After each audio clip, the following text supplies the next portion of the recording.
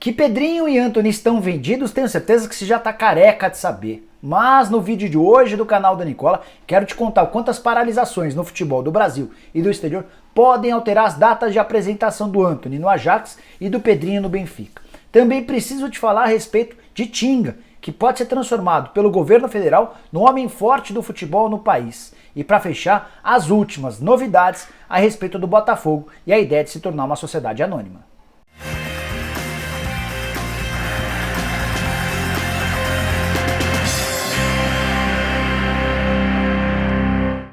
Fala aí pessoal, sou o Jorge Nicola, bem-vindo a mais um vídeo do canal. E antes de passar as informações que eu prometi agora há pouco, quero pedir para você que ainda não é inscrito, não acredito, ainda não é inscrito no canal, só apertar esse botãozinho vermelho de inscreva-se que aparece por aqui, aproveita e aperta também o sininho para ser notificado toda vez que eu fizer vídeo novo ou live.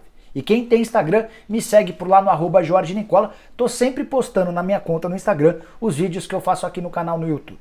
Beleza? Bom, quero começar te falando sobre uma informação que eu publiquei com exclusividade lá no meu blog no Yahoo nessa quarta-feira. A informação diz respeito à possibilidade de o Tinga, ex-jogador do Inter e que foi dirigente do Cruzeiro em 2017, se tornar nos próximos dias o homem forte do Palácio do Planalto, do governo federal, para qualquer assunto ligado ao futebol. Ele esteve nessa terça-feira em Brasília, conversou longamente com o Onyx Lorenzoni, que é o ministro da Cidadania. Vale lembrar que o Ministério da Cidadania recentemente incorporou o Ministério do Esporte, então a partir daí o Lorenzoni está em busca de uma pessoa identificada com o futebol, de preferência com experiência comprovada, para assumir uma série de coisas ligadas a esse assunto.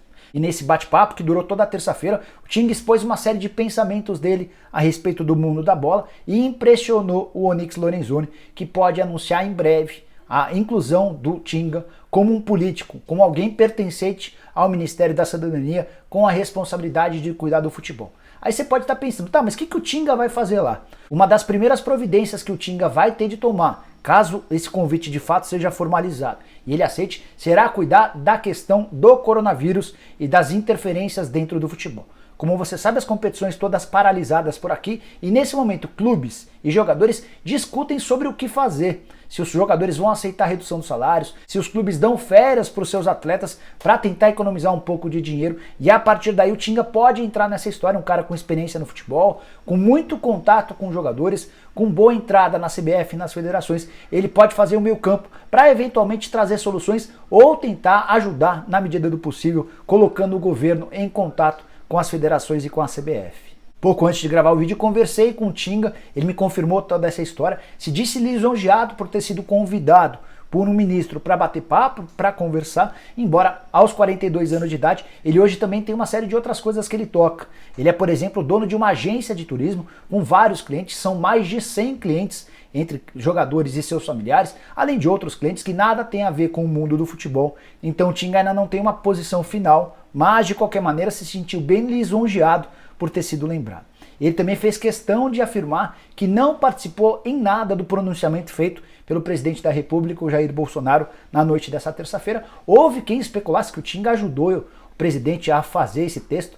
O Tinga garantiu que não teve absolutamente nada a ver com essa história, que conversou por menos de 2 minutos com o presidente da República. A única coisa que aconteceu foi que, de fato, na terça-feira, dia do pronunciamento, ele esteve lá para conversar com o Onyx Lorenzoni. Muitos torcedores do Botafogo nos últimos dias me perguntando sobre novidades a respeito da transformação do clube numa SA, numa sociedade anônima. Conversei com um dirigente importante do Botafogo, alguém que participa ativamente desse processo de transformação, e as notícias não são das melhores. Vou reproduzir aqui algo que ele me falou. Abre aspas. A queda das bolsas fez desaparecer um volume enorme de capital de risco.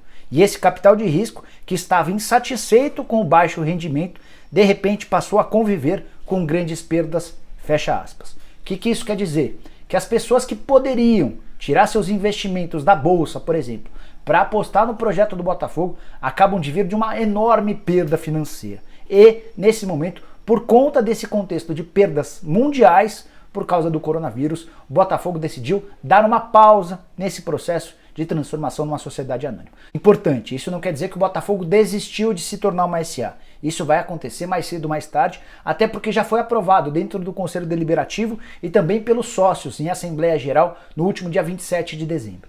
Esse é um processo natural que vai acontecer, mas agora com um pouquinho mais de parcimônia. Ainda de acordo com esse dirigente do Botafogo com quem eu conversei, ele falou o seguinte, abre aspas, a retração é esperada, algo temporário apenas, fecha aspas. Então daqui a algumas semanas, talvez no máximo alguns meses, esse assunto vai ser retomado em General Severiano. Todo mundo está careca de saber lá que é fundamental que o Botafogo se transforme numa empresa para ter um futuro melhor. Como é que funcionaria isso? Eu contei longamente num vídeo que eu gravei, vou deixar o link aqui. Mas só o básico do básico. Hoje a dívida do Botafogo bate na casa de R$1 bilhão.